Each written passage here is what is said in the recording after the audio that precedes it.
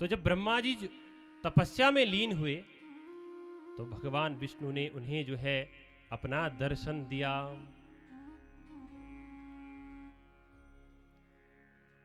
भगवान ने जो है ब्रह्मा जी को दर्शन देते ही उन्हें दिव्य ज्ञान दिया। और वो दिव्य ज्ञान क्या है? भगवान ने चतुश्लोकी भागवत में कहा है, उन्हें चतुश्लोकी भागवत का ज्ञान दिया, जिसमें प्रथम श्लोक में तत्व का ज्ञान करवाया, द्वितीय श्लोक में माया का ज्ञान करवाया, तृतीय श्लोक में इस जगत के विषय में बताया और चतुर्थ श्लोक में जिज्ञासु होने का जो है ज्ञान ब्रह्मा जी को दिया। तो भगवान कहते हैं, सुनो ब्रह्मा जी, अहम एव अग्रे,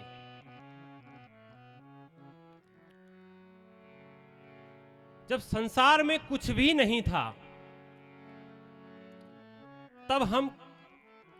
तब केवल हम ही हम थे।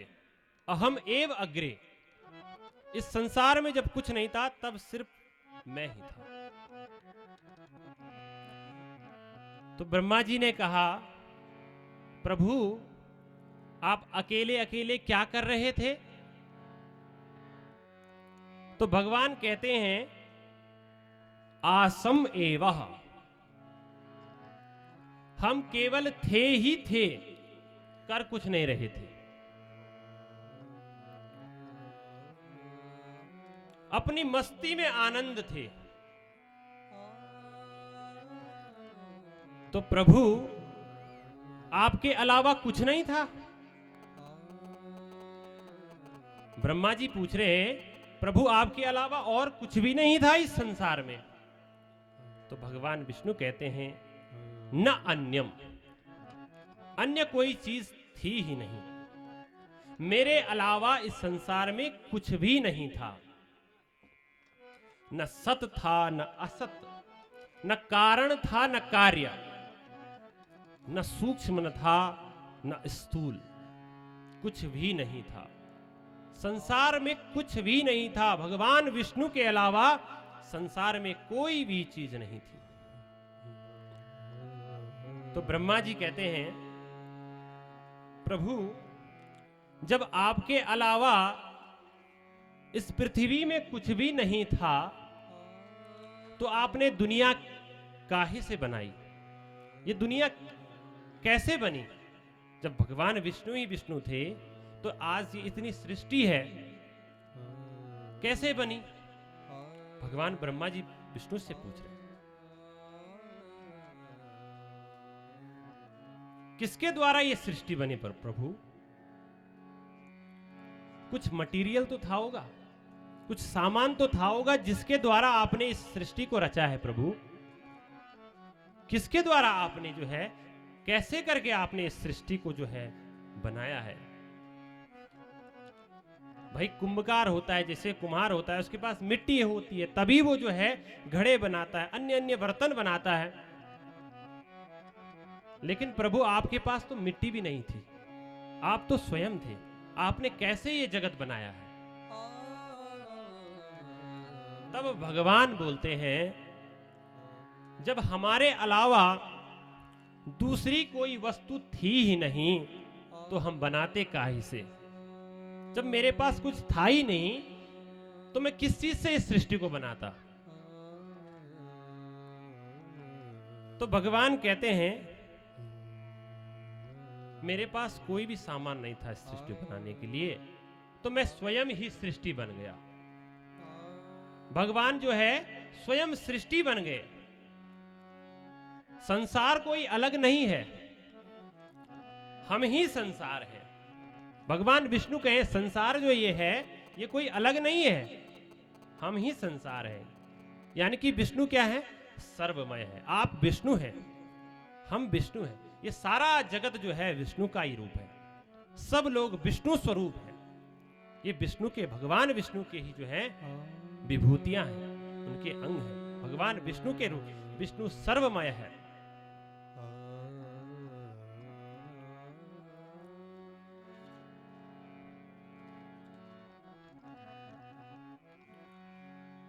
इस प्रकार भगवान जो है सृष्टि की रचना करते हैं और आगे धीरे धीरे जब सृष्टि की रचना होने लगती है तो ब्रह्मा जी की आयु भगवान इस काल के बारे में, इस समय के बारे में इस विष्णु पुराण में बताया जाता है। विष्णु भगवान जो है वो काल स्वरूप है, स्वयं भगवान विष्णु ही काल है, वही सर्वमय है और वही काल है, वही जन्म देने वाले हैं और वही काल स्वरूप है, वही मृत्यु देने वाले। आप और हमारे बस में कुछ भी नहीं है, सब उनकी ही माया है, जैसा वो चाहेंगे सब वैसा ही होगा।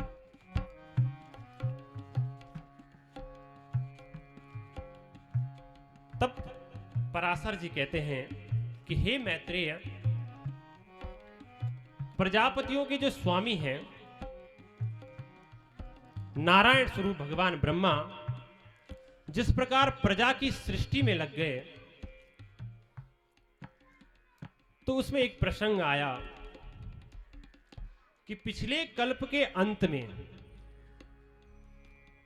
जब पिछला कल्प था, जैसे अभी ये वाराह कल्प जो चल रहा है, श्वेत वाराह कल्प, इससे पहले जो नीर वाराह कल्प था उसका जब अंत हो रहा था, तो अंत के होते ही रात्रि जब में सो करके भगवान विष्णु उद्रेक से जब उठे तो उन्होंने संपूर्ण सृष्टि को शून्यमय देखा। आपो नारा इति प्रोक्ता आपो वे नरसो नवा अयनं तस्यता पूर्वं तेन नारायण स्मृतः।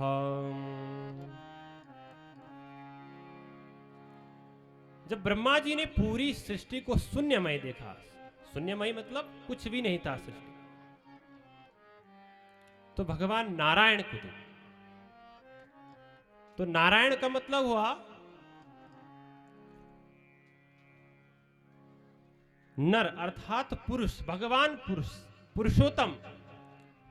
नारायण भगवान नर जो कि पुरुषोत्तम है, उनके उत्पन्न होने के कारण जल को क्या कहते हैं? नार कहते हैं, क्योंकि भगवान विष्णु जल में रहने वाले हैं और जल को कहा जाता है नार, और नार ही उनका क्या है? निवास स्थान है। भगवान विष्णु जो है क्षीर सागर में जो है शेष सैया पर जो है विराजमान रहते हैं, जल में रहते हैं। तो नार मतलब जल और अयन मतलब निवास स्थान। इसीलिए भगवान विष्णु का एक नाम है नारायण। बोले नारायण भगवान की। इसलिए भगवान को नारायण भी कहा जाता है। संपूर्ण जगत जब जलमय था तो प्रजापति ब्रह्मा जी ने अनुमान से पृथ्वी को जल के भीतर जान, जब प्रलय होती है तो ये जो पृथ्वी है ये सब समुद्र में जो है समा जाती है। तो भगवान ब्रह्मा ने देखा कि जो पृथ्वी है वो समुद्र में जो है समा चुकी है, और उन्होंने कहा कि मैं सृष्टि तो करूंगा, सृष्टि की रचना तो करनी है, लेकिन सृष्टि की रचना तभी तो कर पाऊंगा जब पृथ्वी होगी, और जब पृथ्वी नहीं होगी तो ये मनुष्य, ये राक्षस, ये पशु, ये जीव कहां रहेगा? इसके लिए कोई ना कोई जगह तो चाहिए। अब हम लोग सब बैठे हुए तो कहां हैं? इस पृथ्वी पर हैं। तो पृथ्वी जो है, पृथ्वी माता जो है, प्रलय के समय कहां चले गई थी? समुद्र में। तो ब्रह्मा जी ने कहा कि अब सृष्टि की तो रचना करनी है, मनुष्य पैदा करना है, राक्षस पैदा करने हैं।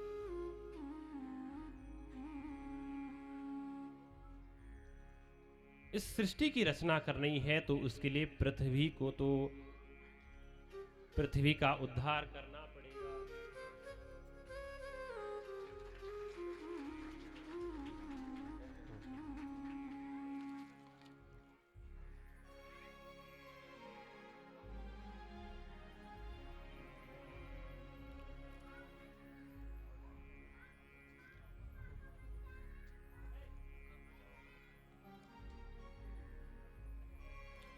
तो भगवान ब्रह्मा ने पृथ्वी का उद्धार करने के, पृथ्वी का उद्धार कैसा होगा, कैसे होगा?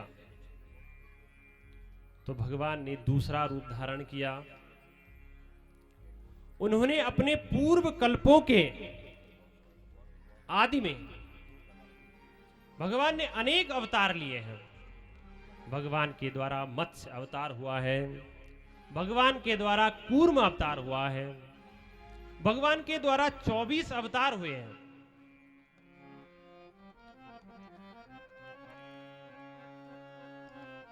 तो ये अवतार जो हुए हैं,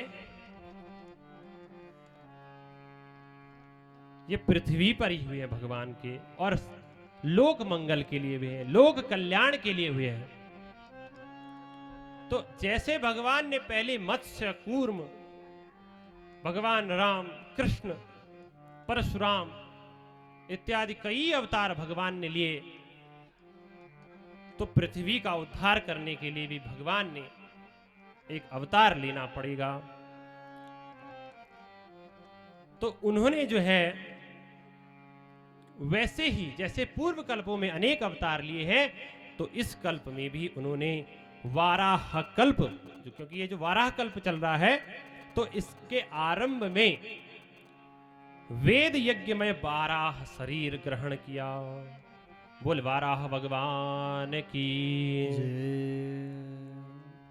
और संपूर्ण जगत की स्थिति में तत्पर, पृथ्वी को धारण करने के लिए जल में प्रविष्ट हुए। भगवान ने जो है वराह अवतार ले लिया। किसके लिए? पृथ्वी माता का उद्धार करने के लिए। और भगवान वराह समुद्र में प्रवेश हो गए, जल में प्रविष्ट हो गए। तब उन्हें पाताल लोक में आए देख देवी वसुंधरा अति विनम्र भक्ति भाव से उनकी स्तुति करने लग गई। मां भगवती उनसे प्रार्थना करने लगी, उनका ध्यान करने लगी, उनका स्तवन करने लगी। हे प्रभु, आप मेरे उद्धार के लिए यहां पधारे हैं। मैं आपके श्री चरणों में बार बार प्रणाम करता हूं। जो आप मेरे उद्धार के लिए इस वाराह रूप में यहां पर पधारे हैं। तो इस प्रकार से जो है मां भगवती वसुंधरा, पृथ्वी माता, भगवान वराह का जो स्तुति करने लगती है। पृथ्वी के द्वारा इस प्रकार की स्तुति किए जाने पर उन भगवान धरणीधर ने घर घर की शब्द, घर घर शब्द गर्जना की,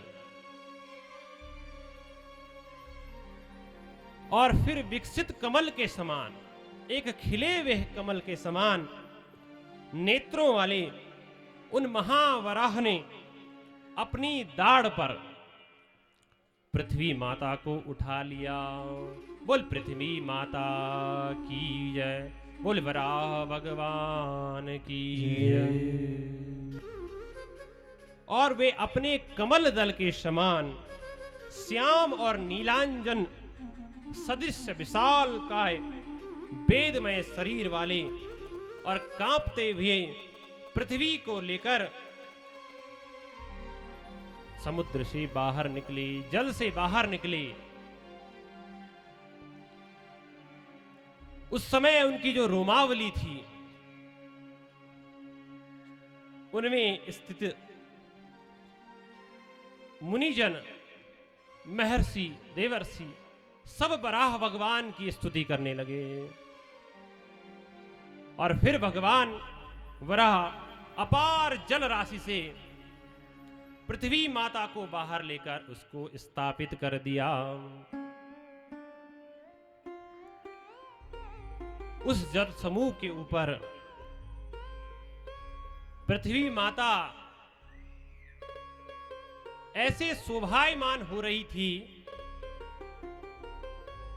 मानो कोई नौका है, क्योंकि समुद्र के ऊपर आ गई तो पृथ्वी माता कैसे लग रही थी? नौका के समान हिलती डुलती रहती थी। फिर परमेश्वर भगवान विष्णु ने पृथ्वी माता को समतल कर दिया, इस तरीके से जैसे हमारे सामने दिखाई दे रहा है। इस पृथ्वी के जो है अलग अलग विभाग कर दिए, कहीं पर्वत बना दिए, कहीं नदियां बना दी, कहीं समतल कर दिए, कहीं वृक्ष। इस प्रकार से पूरी पृथ्वी को बहुत सुंदर सा रूप दे दिया। और इन पर्वत आदि का जो है विभाग करके भूलोक आदि चारों लोगों की भगवान ने रचना कर दी। भगवान के इस रजोगुण युक्त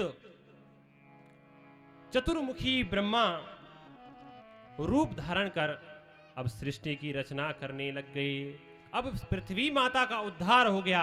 अब पृथ्वी जो है समतलीकरण हो गया है, पृथ्वी अपने स्थान पर जो है स्थापित हो गई है। अब ब्रह्मा के लिए सृष्टि की रचना करना प्रारंभ हो गया है।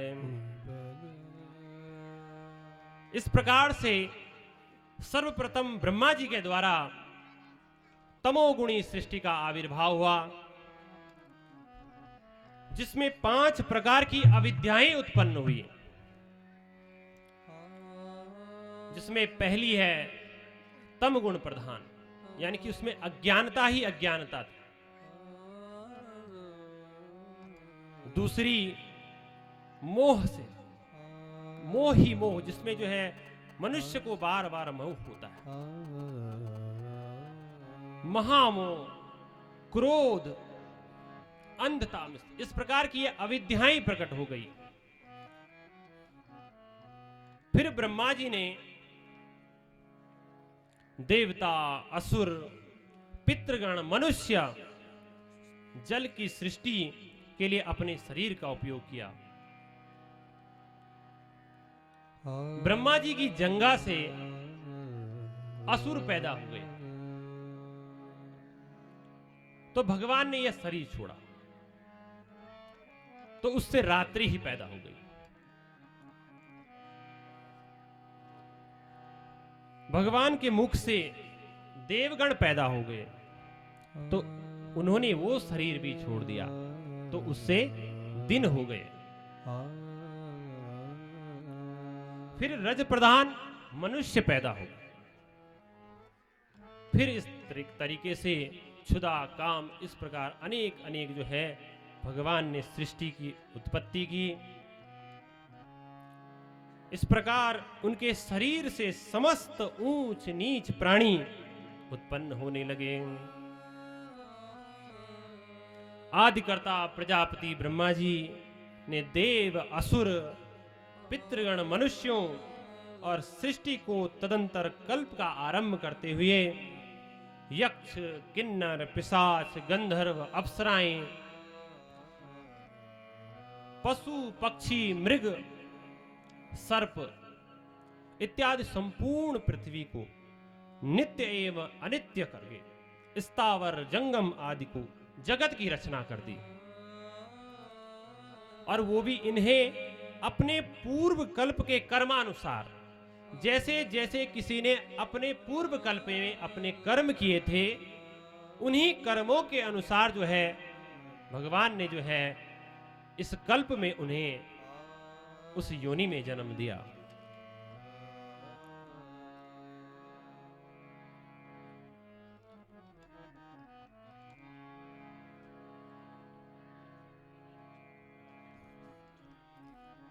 उसके बाद जब मनुष्य देव दानव सबकी उत्पत्ति हो गई, तो भगवान ने चातुर्वर्ण की व्यवस्था की, 4 वर्णों की व्यवस्था की। ब्राह्मणं क्षत्रियं वैश्यं शूद्राश्च द्विजसत्तमम्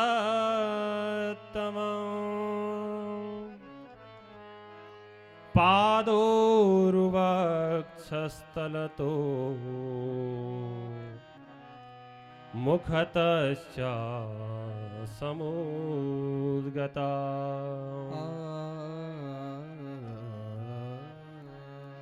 तदंतर ब्रह्मा जी के मुख से ब्राह्मण पैदा हुए, ब्रह्मा के मुख से ब्राह्मण की उत्पत्ति होने लगी। उनके वक्षस्थल से क्षत्रिय की उत्पत्ति हुई, उनके जानू से वैश्य की उत्पत्ति हुई, और उनके चरणों से शूद्रों की उत्पत्ति हुई। इस प्रकार 4 वर्ण भगवान ने जो है अपने शरीर से उत्पन्न कर दिए।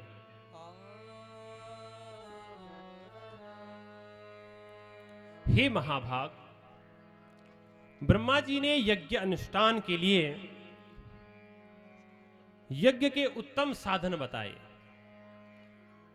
अगर भगवान को प्रसन्न करना है, अगर प्रभु को प्रसन्न करना है, तो भगवान ने एक ऐसा साधन बताया, वो है यज्ञ। भगवान को यज्ञ के द्वारा प्रसन्न किया जाता है।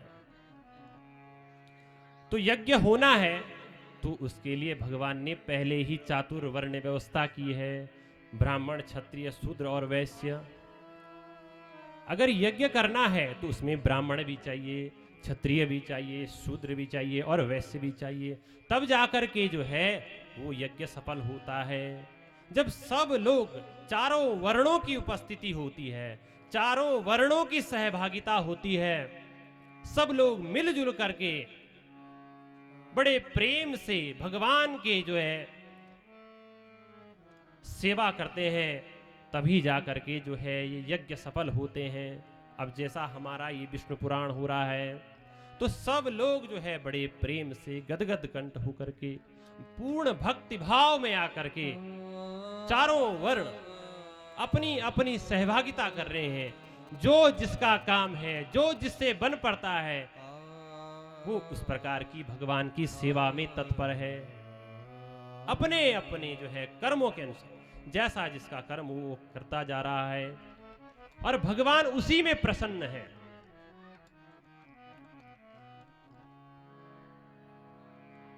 इस प्रकार से संपूर्ण चातुर्वर्ण की रचना होती है। हे धर्मज्ञ, यज्ञ से तृप्त होकर देवगण जल बरसाकर प्रजा को तृप्त करते हैं। ये हमारा जो यज्ञ हो रहा है, इससे देव लोग जो होते हैं, देवता जो होते हैं, वो तृप्त हो जाते हैं। हम लोगों का यज्ञ करने का क्या फायदा है? ताकि भगवान जो है प्रसन्न हो, भगवान तृप्त हो जाएं। और भगवान अगर तृप्त हो गए तो मनुष्यों को भी तृप्त करते हैं। कैसे?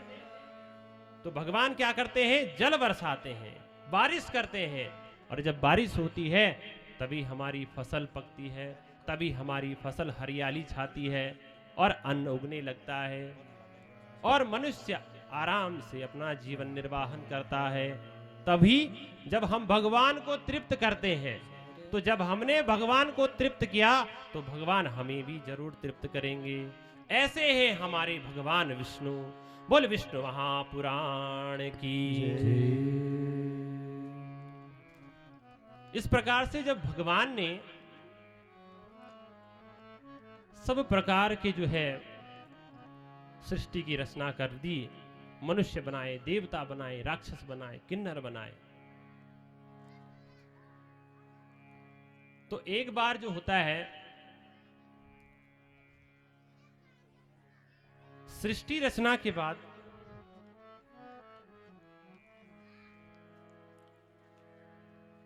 भगवान ने जो है जो देवता बनाए उनके लिए कौन सा स्थान बनाया? स्वर्ग लोग। तो देवता लोग कहां रहते हैं? स्वर्ग लोग रहते हैं, तो उनके लिए स्थान निश्चित हो गया स्वर्ग। अब हम मनुष्य हैं, तो मनुष्यों का भी तो स्थान है, तो मनुष्यों का स्थान है ये मृत्युलोक। इसको मृत्युलोक कहते हैं, इस धरती मां को मृत्युलोक कहते हैं। तो मनुष्यों के लिए कौन सी जगह है? ये मृत्युलोक है। ऐसे ही जो दानव होते हैं, राक्षस होते हैं, उनके लिए भी एक स्थान बनाया है, वो स्थान है पाताल लोक। तो देवता रहते हैं स्वर्ग लोक, मनुष्य रहते हैं मृत्युलोक, और राक्षस रहते हैं पाताल लोक में। किंतु देवता लोगों को सारी शक्तियां दे दी। भगवान ने देवताओं के पास सारी शक्तियां हैं। ये देवता हमारे जितने भी बैठे हुए हैं, इन सब के पास अपनी अपनी जो है किसी भी प्रकार की कमी नहीं है, सारी शक्तियां इनके पास व्याप्त हैं। परंतु एक इनके पास भगवान ने कमी रखी है। वो कमी क्या है? देवता लोग अपना भोजन स्वयं नहीं बना सकते। ये देवता जो हैं, ये अपना भोजन कभी नहीं बनाते हैं। तो ये इनके पास कमी है। सारी शक्तियां हैं, लेकिन एक कमी है कि अपना भोजन नहीं बना पाते हैं। ऐसे ही मनुष्यों के पास भगवान ने सारी शक्तियां दी। आप परिश्रम करो,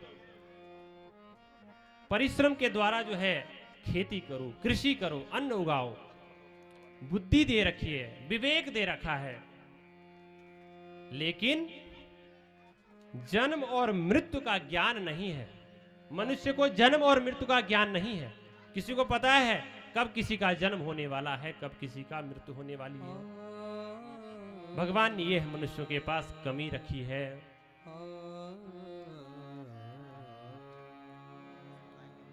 तो एक बार जो है देवता और मनुष्यों ने जो है आपस में संधि कर दी कि चलो हम आपस में संधि कर देते हैं। और हो रखी है, देवता और मनुष्यों में एक संधि है, अभी भी चली रही है वो संधि, और हमेशा चलती ही रहेगी। वो संधि क्या है? देवताओं ने कहा कि हे मनुष्यों,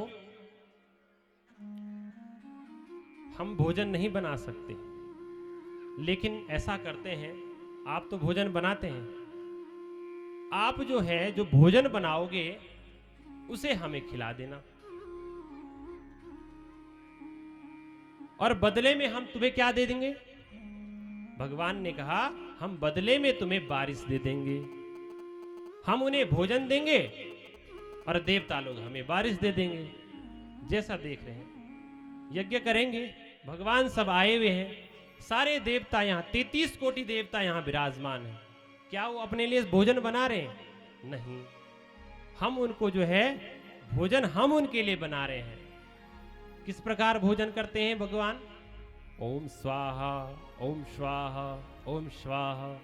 जब हम स्वाहाकार करेंगे तो भगवान तृप्त होंगे, और जब भगवान तृप्त होंगे, जब देवता लोग तृप्त होंगे, तो मनुष्य भी तृप्त होंगे। देवता लोग बारिश करेंगे, और जब देवता बारिश करेंगे तो हमारी जो खेती है वो लहलहाती रहेगी, अच्छी खेती होगी, और खूब अन्न धन का हमारा भंडार बढ़ेगा, और हम लोग जो है अपना बड़े आराम से जो है अपने और अपने परिवार का जीवन का निर्वाहन करेंगे। लेकिन तीसरे हैं दानव। उन्होंने देखा कि इन्होंने जो है आपस में संधि कर ली, तो दानवों को ईर्ष्या होने लग गई, जलन होने लग गई।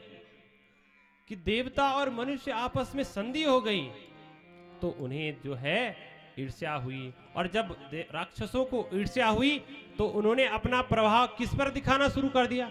देवता पे तो वो कुछ नहीं कर सकते थे, तो उन्होंने सीधे मनुष्यों पे अपना प्रभाव दिखाना शुरू कर दिया।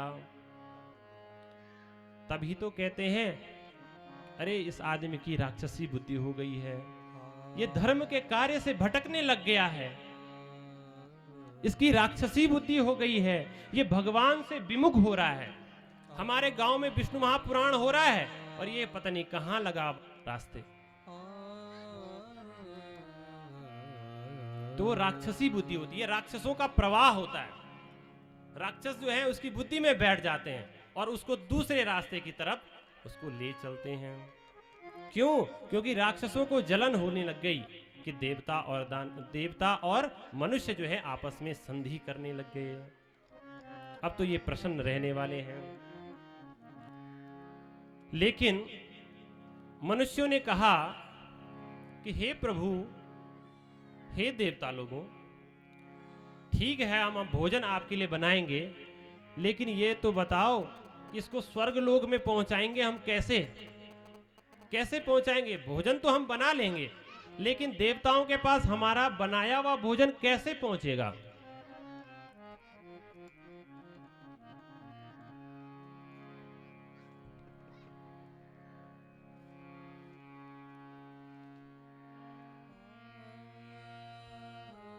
तो देवताओं ने कहा हम आप लोगों के पास अपने 2 विदेश मंत्री रखते हैं, जो आपका बनाया हुआ भोजन सीधे हमारे पास पहुंचा दिया करेंगे। अब सोचो कौन होंगे वो विदेश मंत्री जो पृथ्वी में रहते हैं और जो है हमारा बनाया हुआ भोजन, आप लोगों के द्वारा बनाया हुआ भोजन सीधे स्वर्गलोक में पहुंचता है। भगवान देवता लोग उनसे तृप्त होते हैं। सोचो जरा, वो विदेश मंत्री जो भगवान ने रखे हुए हैं वो कौन है? जरा विचार करो आप लोग।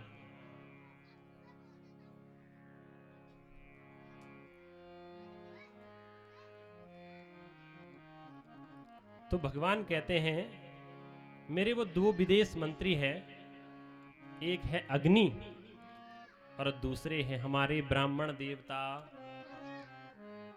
ये हमारे जो है विदेश मंत्री हैं।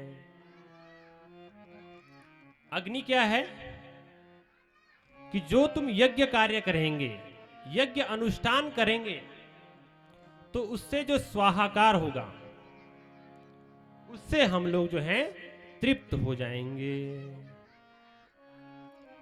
और दूसरे ब्राह्मण देवता, जब ब्राह्मण आप जो है भोजन बनाते हैं, अपने यज्ञ अनुष्ठान करते हैं, अपने घर में आप पाठ करते हैं, पूजा करते हैं, तो शाम को ब्राह्मण को जरूर भोजन करवा करके ही भेजना है। तो जब ब्राह्मण भोजन करेगा तो समझिएगा देवताओं ने भोजन कर लिया है। तो ब्राह्मण तृप्त तो देवता भी तृप्त हो गए। अन्नात् भवति भूतानां प्रजन्यात् अन्न संभवा यज्ञात् भवति पर्जन्या यज्ञ कर्म समुद्भवा। इसलिए मनुष्य को यज्ञ कर्म करते रहना चाहिए। हम सब लोगों को ये यज्ञ करते रहना चाहिए। हम लोग यज्ञ करेंगे तो देवता तृप्त होंगे, और आप सब लोग चाहते हैं कि देवताओं को तृप्त करें। जब देवता प्रसन्न हैं तो हम सब लोग प्रसन्न हैं। इसी प्रकार जो है इस जगत में जो है ये यज्ञ अनुष्ठान होते हैं। तो इस प्रकार से जो है मैत्रेय जी को जो है पराशर ऋषि जो है इस सृष्टि की रचना के बारे में बताते हैं। और फिर आगे मरीच आदि ऋषियों, प्रजापति गण, तामसी, सर्ग, स्वयंभू, मनु और शत्रुपा के बारे में बताते हैं। ब्रह्मा जी ने जो है सर्वप्रथम अपने शरीर से 4 पुत्र उत्पन्न किए। वो 4 पुत्र कौन थे? सनक, सनंदन, सनातन और सनत कुमार। भगवान ने कहा कि जाओ बेटा, इस सृष्टि कार्य में लग जाओ, इस सृष्टि की रचना करना प्रारंभ करो। लेकिन उन 4 पुत्रों के अंदर इच्छा का अभाव था। उनकी किसी भी प्रकार से इच्छा नहीं थी। वो सिर्फ चाहते थे तो हम भगवान का ही भजन करते रहें। वो भगवान की भक्ति में तल्लीन थे। तो भगवान ब्रह्मा जी, उन्हें बहुत बड़ा गुस्सा आया अपने बच्चों पर कि मैंने तुम्हें कुछ काम दिया और उस काम को नहीं कर रहे हैं। तो उनके अंदर क्रोध उत्पन्न हो गया। उनकी टेढ़ी भ्रिकुटी और उस क्रोध के संतप्त ललाट से दोपहर के सूर्य के समान प्रकाशमान रुद्र की उत्पत्ति हो गई। बोल रुद्रेश्वर भगवान की। भगवान रुद्र ने, जो भगवान रुद्र जो उत्पन्न हुआ, वो आधा नर था और आधा नारी था। वो अर्धनारीश्वर था। बोल अर्धनारीश्वर भगवान की। तो भगवान ने जो अपना आधा जो पुरुष वाला हिस्सा था, उसके 11 हिस्से कर दिए, जो क्या हो गए? 11 रुद्र कहलाए, 11 रुद्र कहलाए। और इसी प्रकार से अपने स्त्री वाले भाग से भी उन्होंने अनेकानेक जो टुकड़े कर दिए। उसके पश्चात ब्रह्मा जी ने अपने दाहिने हाथ से मनु को उत्पन्न किया और अपने बाएं हाथ से शतरूपा को उत्पन्न किया। इस प्रकार सब से जब सृष्टि में स्त्री और पुरुष उत्पन्न हो गए, तो ये जो सृष्टि है, ये स्त्री पुरुष से जो उत्पन्न होने वाली हो गई। अभी तक तो भगवान अपने जो है मन की सृष्टि कर रहे हैं, लेकिन अब जो हमारी सृष्टि होने वाली है वो मैथुनी सृष्टि होने वाली है। तो मनु और शतरूपा क्या कहलाए? ब्रह्मा जी के पालन, प्रजा पालन के लिए प्रथम मनु कहलाए। मनु मतलब जिससे मनुष्य की उत्पत्ति हुई। हे मैत्रेय, उन स्वयंभू मनु से शतरूपा देवी, मनु और शतरूपा, जब इन दोनों का विवाह हो गया तो इनके द्वारा जो है 2 पुत्र और 3 पुत्रियां उत्पन्न हुई। पुत्रों के नाम है प्रियवत और उत्तानपाद। और जो 3 पुत्रियां हुई वो हुई प्रसूति, देवहूति और आकुति।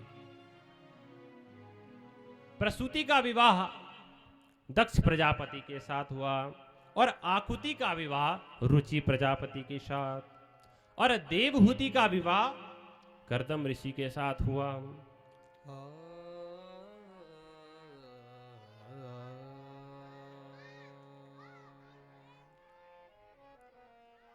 इस प्रकार से मनु और शतरूपा से सृष्टि का जो है उत्पन्न होने लगी। और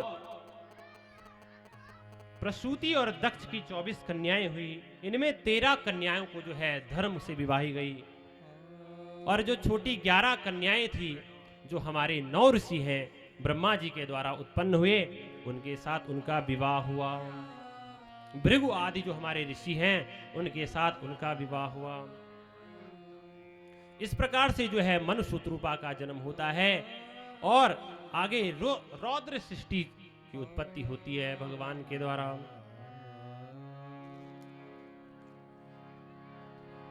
तो आइए बड़े प्रेम के साथ भगवान नाम का संकीर्तन करें।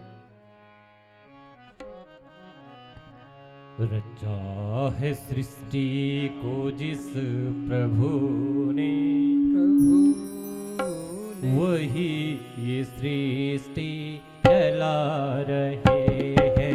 रचा है सृष्टि को जिस प्रभु ने, वही ये सृष्टि चला रहे हैं। जो पेड़ हमने लगाया पहले, जो पेड़ हमने लगाया पहले। हे माताओं, ऐसे काम नहीं चलेगा। जरा हाथ उठाओ और लगाओ अपनी अपनी हाजिरी। आप लोग यहाँ आए और कुछ ले नहीं गए तो क्या फायदा यहाँ आने का। तो उठाइए हाथ और बजाइए मीठी मीठी तालियां और लगाइए अपनी हाजिरी नाग देवता के चरणों में। रचा है सृष्टि को जिस प्रभु ने, वही ये सृष्टि चला रहे हैं। रचा है सृष्टि